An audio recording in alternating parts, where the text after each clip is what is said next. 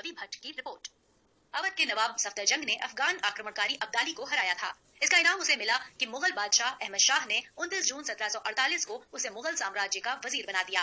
प्रसिद्ध इतिहासकार सर जदुनाथ सरकार अपनी किताब fall of the Mughal empire में सफदरजंग के बारे में लिखते हैं, उसकी सेना पूरे साम्राज्य में निजाम के बाद सबसे अधिक शस्त्रों से लैस और लड़ाकू थी। उसकी सेना की सबसे महत्वपूर्ण टुकड़ी थी वो 6 से 7 हजार किजलबाश यानी ईरान में बसे तुर्की के लोग, जो एक जमाने में नादिर शाह की सेना का हिस्सा थे, लेकिन बाद में भारत में आकर बस गए।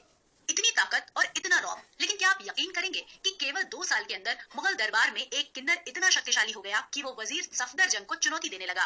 उस किन्नर का नाम था जावेद। उसकी इतनी चलने लगी थी दरबार में कि एक वक्त वजीर भी उससे टकराने से बचने लगा। इससे जुड़ा एक वाकया है।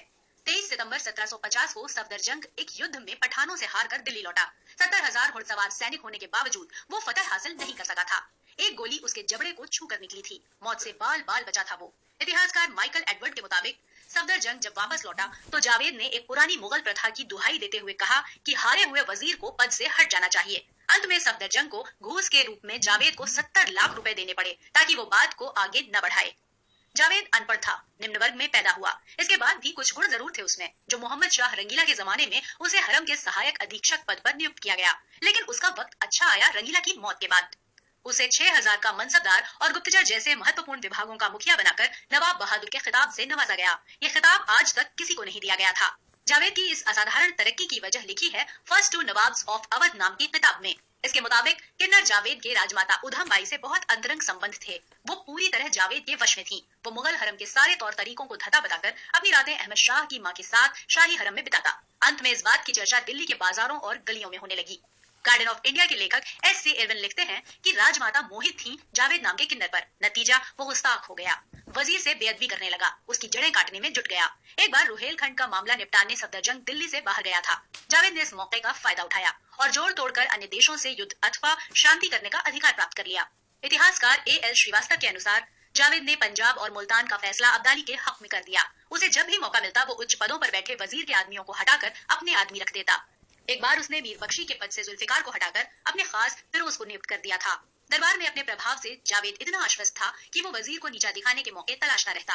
12 जुलाई 1752 को जब सफदरजंग अपने यमुना पार के कैंप से वापस घर जाने वाला था तो जावेद जानबूझकर रास्ते में पड़ने वाले अंगूरी बाग में कैंप लगाकर बैठ गया।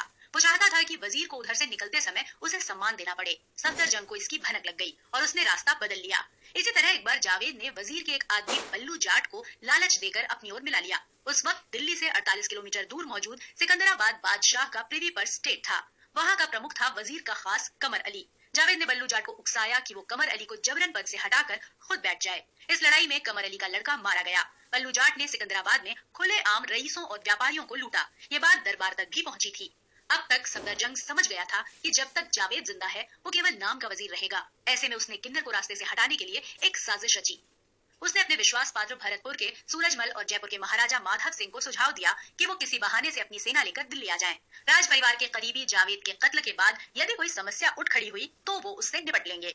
योजना के अनुसार दोनों की सेनाएं दिल्ली आने के बहाने कालिका देवी मंदिर से कुछ दूर रुक गईं। क्योंकि वजीर और जावेद में अहम की लड़ाई थी, इसलिए दोनों यही चाहते थे कि महत्वपूर्ण लोग पहले उनसे मिलें और बाद में उनके जरिए बादशाह से। मुगल बादशाह अहमद शाह ने इसका हल निकाला कि भरतपुर के सूरजमल दोनों से एक साथ मिलेंगे। मुलाकात तय हुई वजीर के घर। तारीख नियत थी 6 सितंबर 1752। वजीर ने इस दिन जावेद को अपने यहाँ सुबह नाश्ते की दावत दी। जावेद तय समय पर पहुंच गया। सफदरजंग के साथ नाश्ता किया। दोपहर में सूरजमल भी आ गया।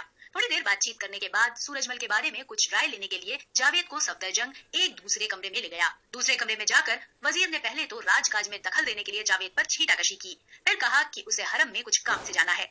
सफदरजंग के वहां से निकलते ही पहले से छुप कर बैठे लोग जावेद पर टूट पड़े। अली बेग ने छुरे से जावेद का पेट फाड़ दिया। उसके अन्य साथियों ने तलवार से जावेद को मार डाला। उसका सिर काटकर गेट पर फेंक दिया जहां जावेद के आदमी इंतजार कर रहे थे। उन लोगों ने जैसे ही अपने मालिक का सिर देखा वहां से जान बचाकर भाग खड़े हुए। बाकी लाश को यमुना के किनारे फेंक दिया गया। किन्नर जावेद की मौत की खबर जब राजमहल पहुंची तो बादशाह अहमद शाह और उसकी मां दुख में डूब गए। जदुनाथ सरकार लिखते हैं, बादशाह और उनकी मां को गहरा दुख पहुंचा। कहा जाता है कि उधम बाई ने सफेद कपड़े पहने किसी विधवा की तरह सारे गहने और जवाहरात उतार दिए।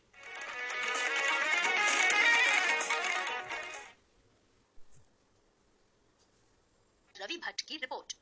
अवध के नवाब सफदरजंग ने अफगान आक्रमणकारी अब्दाली को हराया था। इसका इनाम उसे मिला कि मुगल बादशाह अहमद शाह ने 29 जून 1748 को उसे मुगल साम्राज्य का वजीर बना दिया। प्रसिद्ध इतिहासकार सर जदुनाथ सरकार अपनी किताब fall of the Mughal empire में सफदर जंग के बारे में लिखते हैं, उसकी सेना पूरे साम्राज्य में निजाम के बाद सबसे